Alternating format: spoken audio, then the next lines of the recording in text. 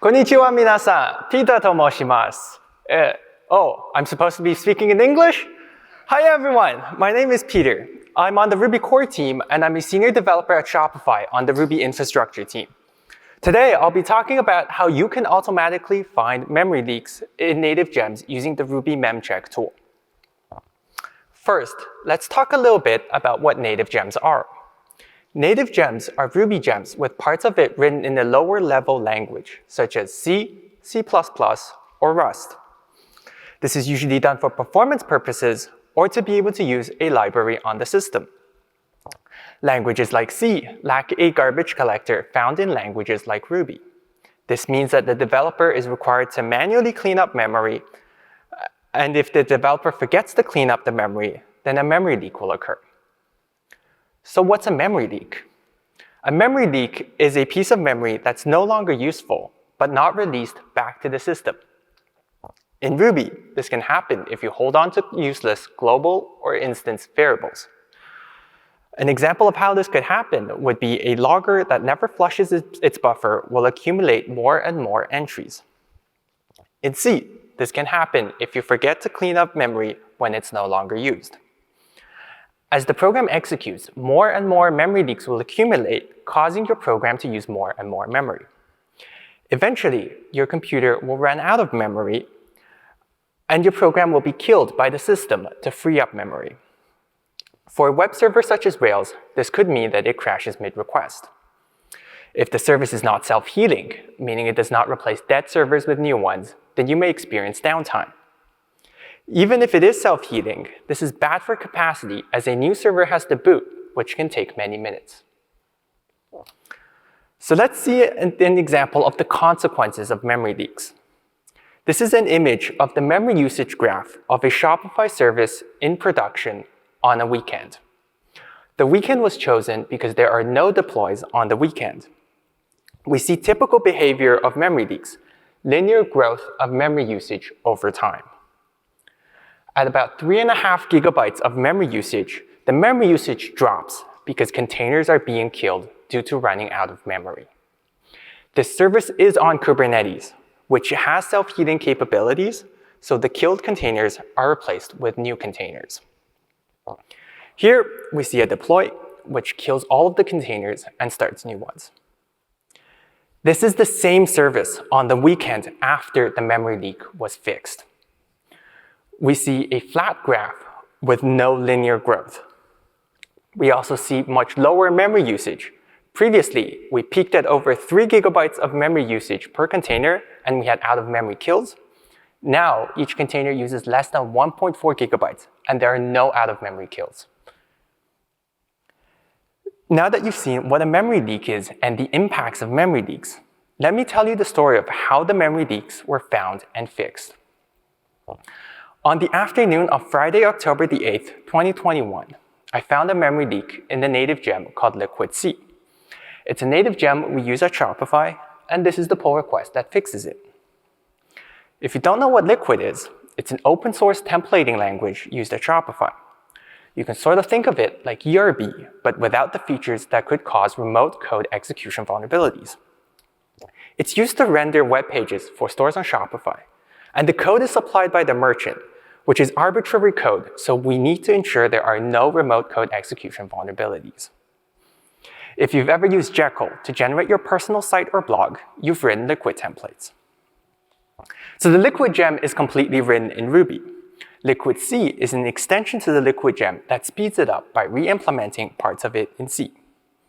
So fixing the memory leak was easy enough, but I was sure there were more memory leaks. So I had a choice. I could either spend a day or two to debug and try to find the memory leaks, or I could sink an unknown amount of time into making a tool that, by the way, may or may not work to find it for me. Of course, I chose the latter approach.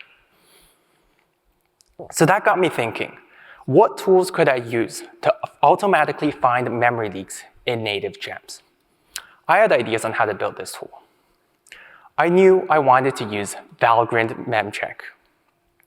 Valgrind is a collection of error detectors and performance profilers. One of the tools, memcheck, tracks all memory allocations and frees. Then at shutdown, it detects memory leaks by reporting all of the memory that have been allocated but not freed. Additionally, it detects invalid memory usages, such as using memory after it's been released, known as a use after free, or accessing memory that's out of bounds. All right, let's try Valgrind on an empty Ruby script. Let's scroll to the end of this output. Yikes, there's nearly 70,000 lines of output with over 10,000 memory leaks. Note that this output has been truncated to about 300 lines due to limitations in Keynote. So in reality, it's about 200 times longer. On a non-trivial Ruby program, this output can easily get to hundreds of thousands of lines long. Valgrind memcheck is a great tool, but unfortunately, it's unusable on Ruby. This is because Ruby does not free all of its resources at shutdown. This is deliberate, as when the process exits, the system will reclaim all of the memory anyways. So freeing the memory is just extra work that will only make Ruby's shutdown slower. So a solution to this would be to add a feature to Ruby to free all of the memory during shutdown. However, this would be no trivial task, as I would need to track down every memory leak and figure out where to free the memory. I didn't really want to go through tens or hundreds of thousands of lines of output. Let's look at an example output from Valgrind. This is an example of a memory leak in an earlier version of Liquid C from before the memory leaks were fixed. What you can't see here was that this was part of tens of thousands of lines of irrelevant output. So we see information such as it leaked about 5 kilobytes of memory. It was part of it occurred 53 times, and it was part of about 22,000 memory leaks, most of which are false positives. It's then followed by the stack trace of the source of allocation. The first line we see is a call to the malloc system library, which actually allocates the memory. This is the part in Liquid C that actually that allocates the memory. And the rest is in Ruby, including at the top, a malloc wrapper in Ruby. So how can we apply heuristics onto this stack to filter out noise and automatically find memory leaks? Well, one idea I had was to keep only allocations that happen inside of the native gem and reject all of the other memory leaks as false positives. We assume that the binary that allocated the memory is also the one responsible for managing and eventually freeing it. So Ruby is responsible for managing the memory it allocates, and the native gem is responsible for managing the memory that it allocates. If we do this, then all allocations that happen only in Ruby will be filtered out. All right, that sounds like a solid plan. Let's try implementing this. As I started coding this, I quickly realized I had a technical difficulty. I knew where each line in the stack trace came from, but how would my algorithm know that? So one idea I had was to use the file name to determine where each stack frame came from. But that wouldn't work if they're duplicated names. For example, both Ruby and Liquid C have a vm.c file. So one solution around that would be to read symbol names from Ruby and the native gem binaries to determine where each function in the stack trace comes from. However, this is pretty complex as it requires the use of additional tools, so I wanted to keep this as a last resort solution. So before doing this, I took one last look at Valgrind's documentation. So then I found Valgrind's XML equals yes flag. This isn't a very well documented feature, but essentially it outputs in XML format, which is easier to parse programmatically. And there are other features that make it easier to use Valgrind programmatically, such as outputting to a file descriptor, a custom file, or to a socket. So how does this flag actually help us? Let's look at the same memory leak, but in XML format. We see similar information such as the number of bytes leaked and the number of times this leak occurred. Let's zoom in on the stack trace. This XML output actually gives us more information. We see the binary name, which will let us figure out where the stack frame actually comes from, whether it's Ruby, our native gem, or some library on the system. Note that we did not have this output in the previous output. We see similar information such as the function name, the file name, and the line number. But now that we have the binary name, we can easily figure out that this stack frame is from the system library. These are from our native gems, and this one is from Ruby. We now have all of the pieces of data needed to implement our heuristic. So now that you've seen the information in Valgrind's output, let's talk about some of the heuristic Ruby memcheck uses to filter out false positives. The first heuristic Ruby memcheck uses is that if the stack trace does not contain a frame inside of our native gem, we reject it as a false positive. We assume that only memory allocated by the native gem is the responsibility of the native gem to manage and eventually free. This should remove most of the false positives coming from Ruby. The second heuristic Ruby memcheck uses is that if the stack trace calls into our native gem, but then goes back into the Ruby virtual machine, then it should be rejected as a false positive. We can call back into the Ruby virtual machine using functions such as rbFunCall, which calls a Ruby method, rbRaise, which raises an error, or rbYield, which yields the block passed into the method. However, we don't want to skip all of the functions that call into Ruby. For example, we don't want to skip the creation of typed data objects, which is a special type of Ruby object that allows native extensions to store custom data. Typed data objects are created by Ruby. However, it is the responsibility of the native gem to manage and eventually free the memory. So how do we determine whether a stack trace is in the Ruby virtual machine or the native gem? Because the stack could go from Ruby into our native gem, back into Ruby, and so on. We want to scan from the top of the stack downwards, where the top of the stack is the location closest to the allocation source.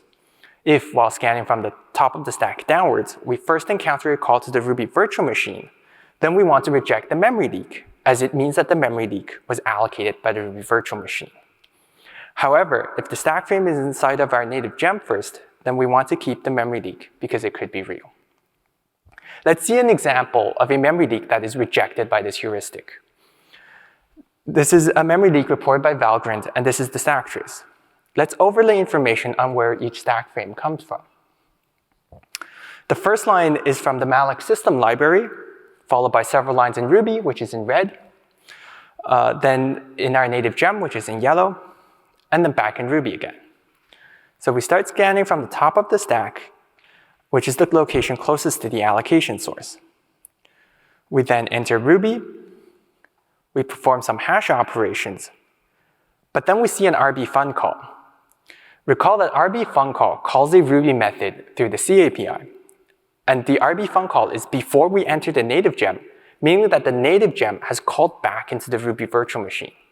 So therefore, we reject this memory leak as a false positive. Let's see an example of a real memory leak that is kept by this heuristic. This is the same memory leak as the examples used earlier. We'll see if the heuristic will successfully keep this memory leak. Let's overlay information on where each stack frame comes from. So we scan from the top of the stack downwards. We first see a call to the malloc system library. Then we enter a stack frame in Ruby. However, we never entered the Ruby virtual machine before encountering a stack frame in the native gem. Therefore, we accept this memory leak as valid. The third heuristic Ruby memcheck uses is that we want to reject memory leaks in the init function of the native gem. Every native gem has an init function. This is called the first time the native gem is required. It's used to set up state and do other preparation work the gem needs to do. It's important to note that this function is only ever called once.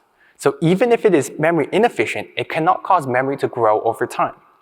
And since the init function is used to set up state, it often allocates memory that is used throughout the lifetime of the program, which means that it is never freed, and it ends up being reported as a memory leak. This is the code for the heuristic, which is directly extracted from the Ruby memcheck gem. This method returns true if the memory leak should be rejected, and false if it's determined to be a real memory leak. Let's loop through the stack frames from the top of the stack downwards. We check where the stack frame originated from, if it's in Ruby, and we haven't seen a frame in our native gem yet. And we see a function that calls it into the Ruby virtual machine, then we should reject this memory leak as a false positive. Okay, this is a lot to unpack, but this is essentially rule 2 from the previous slide. Configuration.skipped Ruby functions is an array of regex of function names that call into the Ruby virtual machine. We want to check whether we've been in the native gem yet, because if we were in the native gem before we entered the Ruby virtual machine, then the source of allocation is the native gem and not Ruby. Okay, let's consider the case when the frame is in the native gem. We set the in-binary variable to true to remember that we've already entered the native gem. We skip if it's the init function, which is rule 3 from the previous slide. And we don't care if the frame is neither in Ruby nor the native gem. At the end, we reject if we've never entered the native gem and keep if we did enter the native gem. This is rule 1 from the previous slide. Ruby memcheck is designed to be easy to integrate into native gems. It uses your existing mini-test or RSpec test suite to find memory leaks. And the memory leaks and memory errors are outputted after your tests complete. So Valgrind and their heuristics, and the heuristics that I'm using, have their limitations. So this tool isn't perfect, and let's see some of the limitations of Ruby memcheck. So the first limitation of Ruby memcheck is that because Valgrind only works on Linux, and Ruby memcheck uses Valgrind under the hood, Ruby memcheck won't work on other platforms such as macOS or Windows. This is not a problem for CI, as most workers are Linux, but if your personal development machine is on another platform, then you may need to run a virtual machine or a Docker image.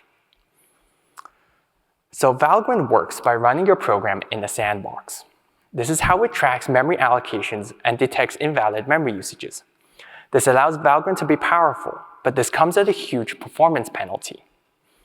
Running with Valgrind will cause your program to run 20 to 50 times slower. The third limitation of Ruby memcheck is that Ruby memcheck uses your test suite to find memory leaks, so the coverage is only as good as the coverage of your test suite. Memory leaks in situations outside of your test suites won't be found. This is yet another reason to have a high-quality test suite with good coverage. The fourth limitation of Ruby memcheck is that because the heuristics filters out everything that originated inside of the Ruby virtual machine, memory leaks caused by the Ruby virtual machine won't be reported. Memory leaks in Ruby are trickier to debug, but unfortunately, Ruby memcheck won't be able to help you with that.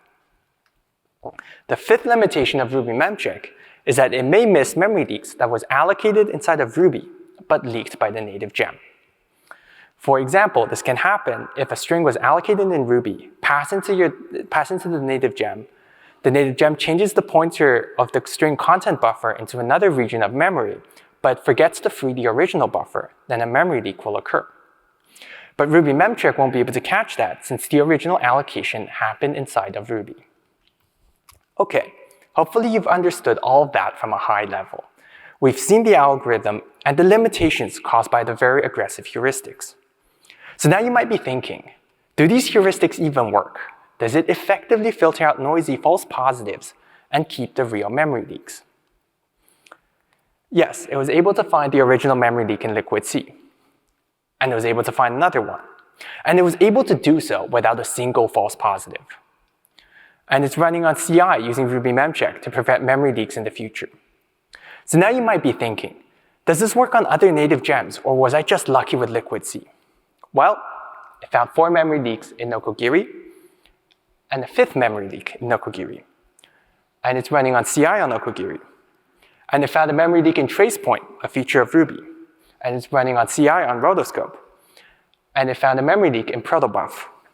And it found 2 memory leaks in RGO. Okay, hopefully at this point I've convinced you that this really does work.